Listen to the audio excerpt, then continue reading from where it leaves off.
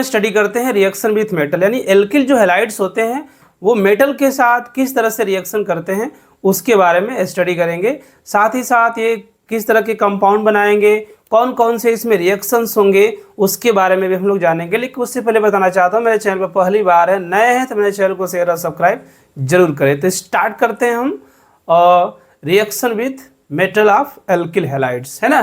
तो यहाँ पर हम ले रहे हैं कोई भी हम एल्किल हैलाइड लें, जैसे मान लीजिए चाहे हम RI या RBr या RCl लें और उसका रिएक्शन किसी हम मेटल के साथ कराते हैं। जैसे मान लीजिए हमने मैग्नीशियम ले लिया मेटल और इसके साथ रिएक्शन हम कराएंगे तो ये फॉर्म करता है RMgX। जो RMgX है ये क्या है, एक प्रकार का देखा जाए तो आर्गेनो, है ना, आर्गेनो मेटेलिक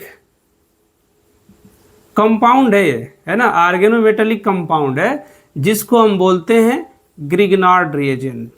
ग्रिग्नार्ड रिएजेंट, है ना, ये ग्रिग्नार्ड रिएजेंट है। ग्रिग्नार्ड रिएजेंट को फर्स्ट टाइम प्रिपेयर किया था विक्टर ग्रिग्नार्ड ने, ना, इसको विक्टर ग्रिग्नार्ड ने ही प्रिपेयर किया था, जिसको हम आर्गेनोमेटेलिक कंपाउंड कहते हैं। अब सवाल यह है कि आर्गेनोमेटेलिक क्यों कह रहे हैं, क्योंकि जब हम ये ले रहे हैं, जैसे मान लीजिए हमने लिया CH3 और CH2 और हमने ले लिया Br, इसका रिएक्शन जब हम Mg के साथ कराते हैं तो ये मैग्नीशियम जो होता है ना कार्बन के साथ बॉन्डेड होता है, यानी हो जाता है CH3 CH2 Mg Br। तो यहाँ जो बॉन्ड है ना वो कार्बन और मैग्नीशियम के बीच है। जब कार्बन और मैग्नीशियम के बीच है इसलिए इसको हम क्या बोलेंगे, आर्गेनोमेटेलिक कंपाउंड बोलेंगे। और भी जैसे कंपाउंड अब देख रहे हैं, ये है साइक्लिक वाले में आप यहाँ देख सकते हैं, यहाँ पर मैंने Br ले लिया और इसका रिएक्शन अगर हम Mg के साथ या किसी अदर मेटल के साथ कराएंगे तो फिर ये आर्गेनोमेटेलिक कंपाउंड ही बनाएंगे, है ना। यहाँ आप देख रहे हैं ये हो जाएगा Mg एंड Br। तो ये क्या है, एक आर्गेनोमेटेलिक कंपाउंड है।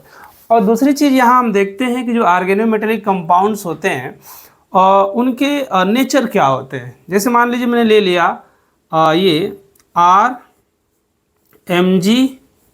और मैंने ले लिया X ले लिया, तो RMgX अगर हम ले रहे हैं तो यहाँ पर क्या है कि जो ये तो इलेक्ट्रोनेगेटिव है, पार्शियल नेगेटिव चार्ज रहेगा, यहाँ पार्शियल पॉजिटिव हो जाएगा। लेकिन जो मैग्नीशियम और कार्बन है तो मैग्नीशियम से अधिक इलेक्ट्रोनेगेटिव एक कार्बन आएगा, यानी R आएगा, इसलिए इलेक्ट्रॉन अपने तरफ अट्रैक्ट करेगा, इसलिए इस पर क्या होगा, पार्शियल नेगेटिव चार्ज जनरेट हो जाएगा।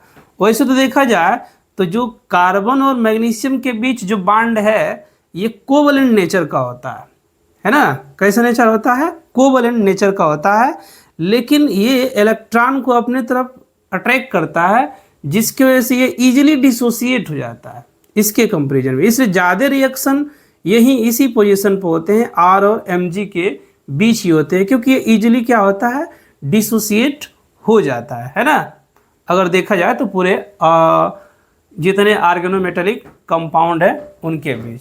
दूसरी चीज़ ये है कि अगर हम आर्गेनोमेटेलिक कंपाउंड ले रहे हैं तो जो आर्गेनोमेटेलिक कंपाउंड्स होते हैं ये हाईली रिएक्टिव होते हैं, है ना। क्या होते हैं, हाईली रिएक्टिव होते हैं, यानी इनकी रिएक्टिविटी ज़्यादा होती है।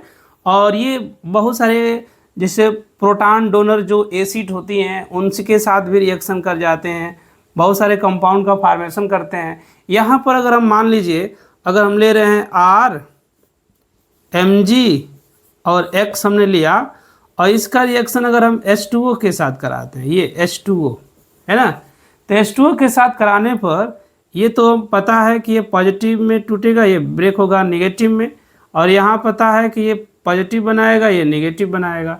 तो ये R जो है ना इसके साथ आ जाता है, R और H बना देता है, जो क्या बनाएगा, एक एल्केन का फॉर्मेशन करता है। और जो Mg है उसके साथ OH हो जाता है, यानी प्लस MgOH और क्या हो जाएगा, X हो जाएगा। तो ये आर्गेनोमेटेलिक कंपाउंड्स हैं, बहुत सारे मिलेंगे ऑर्गेनिक मेटेलिक कंपाउंड।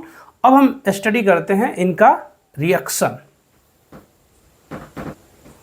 अब हम स्टार्ट करते हैं इसमें वुड्स रिएक्शन क्या होता है उसके बारे में देखते हैं ना। यहाँ पर वुड्स रिएक्शन आप देख रहे हैं, एल्किल हैलाइड जो होते हैं ना ये क्या करते हैं कि सोडियम मेटल के साथ रिएक्ट करते हैं in presence of dry ether तो एल्केन का फॉर्मेशन करते हैं।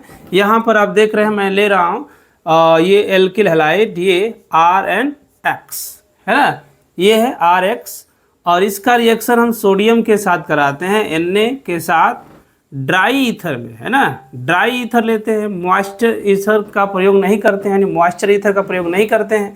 रीजन क्या है कि जो मॉइस्ट होता है ना, नमी होती है, उसके साथ सोडियम क्या होता है, एक्सप्लोसिव नेचर करता है, बहुत तेज रिएक्टिविटी होती है, इसलिए दूसरा प्रोडक्ट का फॉर्मेशन कर देगा। इसलिए यहाँ पर हम क्या करते हैं, ड्राई ईथर का प्रयोग करते हैं।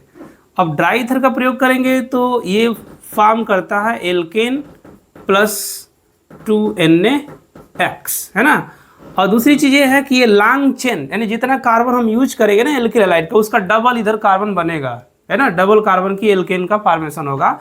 एज एग्जाम्पल के तौर पर मान लीजिए हम ले रहे हैं यहाँ पर ये ले लिए CH3, है ना, और हमने ले लिया X, फिर हमने ले लिया CH3X प्लस हमने Na लिया और इसका रिएक्शन हम ड्राई ईथर के साथ कर देते हैं, है ना। किसके साथ, ड्राई ईथर के साथ। जब ड्राई ईथर के साथ करते हैं तो यहाँ क्या होगा कि ये फॉर्म करता है NaX, यहाँ से ये फॉर्म कर देगा NaX, है ना। तो ये जो दोनों CH3 हैं ये बॉन्डेड हो जाएंगे एक दूसरे से और बन जाएगा एल्केन और प्लस ये NaX, है ना, बनेगा 2NaX, है ना। तो ये एक एग्जाम्पल रहा इसका, आप देख रहे हैं एल्केन बन रहा है जो लॉन्ग चेन है एक। इसके अतिरिक्त हम दूसरा एग्जाम्पल इसमें दे सकते हैं, जैसे मान लीजिए हमने लिया CH3 और CH2 Br हमने लिया, फिर यहाँ पर भी मैं ले सकता हूँ CH3 CH2 Br हम ले सकते हैं और इसका रिएक्शन हम सोडियम के साथ, है ना, ड्राई ईथर में कराते हैं, है ना, सोडियम के साथ ड्राई ईथर में रिएक्शन करते हैं। तो जब सोडियम के साथ ड्राई ईथर में रिएक्शन करते हैं तो यहाँ पर भी ये क्या बनाएगा, NaBr, यहाँ पर भी NaBr का फॉर्मेशन कर देगा। तो ये दोनों बॉन्डेड हो जाएंगे, यानी ये हो जाएगा CH3 CH2, है ना, और ये इधर से बॉन्डेड हो जाएगा CH2 CH3 प्लस 2NaBr का फॉर्मेशन होगा, है ना। तो ये भी क्या है, एल्केन बन रही है जो लॉन्ग चेन। यदि लंबी चेन हमको फाइंड करना है तो हमको क्या करना पड़ेगा, उड्स रिएक्शन कराना पड़ेगा। यहाँ आप देख रहे हैं उड्स रिएक्शन ये हो रहा है ना, और इससे प्रोडक्ट का फॉर्मेशन हो रहा है। उसके बाद दूसरा रिएक्शन इसमें लेते हैं फिटिग रिएक्शन, है ना। फिटिग रिएक्शन जस्ट लाइक उड्स रिएक्शन ही है, यानी सेम उसी की तरह है, बस उड्स रिएक्शन क्या था, एल्किल हैलाइडों के बीच था, लेकिन जो ये फिटिग रिएक्शन है ये एरिल जो हैलाइड्स होते हैं उनके बीच रिएक्शन होगा। जैसे हम एरिल हैलाइड ले रहे हैं, यहाँ पर मैंने ले लिया ये एरिल हैलाइड्स, ये मैंने ले लिया, है ना, ब्रोमोबेंजीन, एक दूसरा मैंने लिया ब्रोमोबेंजीन, और इसके साथ मैं रिएक्शन करा देता हूँ, है ना, सोडियम का। और ये भी जो रिएक्शन होंगे ये ड्राई ईथर में ही रिएक्शन होंगे, है ना, ड्राई ईथर में। और जैसे ये रिएक्ट करता है तो ये फॉर्म कर लेगा NaBr, ये भी NaBr बना देगा। अब ये क्या हो जाएंगे, दोनों आपस में बॉन्डेड हो जाएंगे और ये फॉर्म करेगा ये कंपाउंड्स, है ना, ये कंपाउंड बना देगा जिसे हम बोलेंगे बाइफेनिल, है ना। ये इसके साथ बॉन्डेड हो जाएगा, ये होगा, और ये कंपाउंड हो गया बाइफेनिल, है ना, इसको बाइफेनिल बोलेंगे। और 2NaX का फॉर्मेशन यहाँ पर आप देख रहे हैं, है ना। तो ये क्या है, एक फिटिग रिएक्शन है। अब और भी दे सकते हैं एग्जाम्पल फिटिग रिएक्शन का, दूसरा भी हम ले सकते हैं फिटिग रिएक्शन में। जैसे मान लीजिए हम ले रहे हैं यहाँ पर ये हमने ले लिया Cl ले लिया, क्लोरोबेंजीन, यहाँ पर भी हमने ले लिया ये क्लोरोबेंजीन, और इसका रिएक्शन हम सोडियम के साथ करा देंगे ड्राई ईथर में, है ना, ड्राई ईथर में। तो यहाँ पर भी आप क्या देख रहे हैं, ये भी NaCl फॉर्म करेगा, ये भी NaCl फॉर्म करेगा, और इनके NaCl फॉर्म करते ये दोनों बॉन्डेड हो जाएंगे एक दूसरे से, और एक दूसरे से बॉन्डेड होते ही एक नया कंपाउंड हमको मिलेगा जिसको हम बोलेंगे बाइफेनिल, है ना। ये कंपाउंड जो कहलाएगा वो क्या होगा, बाइफेनिल होगा, और ये बनेगा 2NaCl, है ना। जैसे यहाँ पर हम NaBr लिया था, यहाँ मैंने NaX किया है, तो यहाँ NaBr हम लिख सकते हैं ना। तो ये NaCl का फॉर्मेशन होगा और यहाँ होगा बाइफेनिल, है ना। तो इस तरीके से ये वाला जो रिएक्शन होगा ना, इसको हम क्या बोलेंगे, फिटिक रिएक्शन बोलेंगे, है ना। फिटिक ये रिएक्शन है। उसके बाद नेक्स्ट हम पढ़ते हैं रिएक्शन जिसे बोलेंगे हम वुड्स फिटिक रिएक्शन, है ना। हमने पढ़ा वुड्स रिएक्शन, फिर फिटिक रिएक्शन। अब हम पढ़ते हैं वुड्स फिटिक रिएक्शन। जो वुड्स फिटिक रिएक्शन है ना, ये वुड्स और फिटिक रिएक्शन का कॉम्बिनेशन फार्म है ना। ये अगर देखेंगे तो वुड्स और फिटिक का कॉम्बिनेशन फार्म होगा। यहाँ पर हम देख रहे हैं वुड्स रिएक्शन के लिए हमने एल्किल हैलाइड यूज किया था, फिटिक रिएक्शन के लिए हमने एरिल हैलाइड यूज किया था। तो यहाँ पर सेम हम वही चीज़ें यूज करेंगे। जैसे हम वुड्स रिएक्शन के लिए हमने यूज किया था, जैसे ये था CH3 और हम ले लेते हैं यहाँ पर X, और फिटिक के लिए हमने यूज किया था ये कंपाउंड्स एरिल, है ना। और उसके बाद हम लेंगे सोडियम, और in presence of dry ether में ये रिएक्शन होगा और ये फॉर्म करेगा NaX, ये NaX, और ये हो जाएगा कंपाउंड्स हमारा, है ना। ये कंपाउंड बनेगा CH3 मिथाइल बेंजीन और +2NaX, है ना। तो ये मिथाइल बेंजीन है, आप देख रहे हैं, ये फिटिक रिएक्शन को रिप्रेजेंट कर रहा है। और भी देखेंगे फिटिक रिएक्शन दूसरे हम देख सकते हैं। जैसे मान लीजिए हमने ले लिया यहाँ पर CH3 CH2 Br हमने यूज किया, और यहाँ पर हम जो एरोमेटिक ले रहे हैं ये ले लिया हमने Br, है ना। और यहाँ पर हम क्या करते हैं, सोडियम के साथ रिएक्शन करा देते हैं, और ड्राई ईथर में ये रिएक्शन होगा, है ना। क्या होगा, ड्राई ईथर में।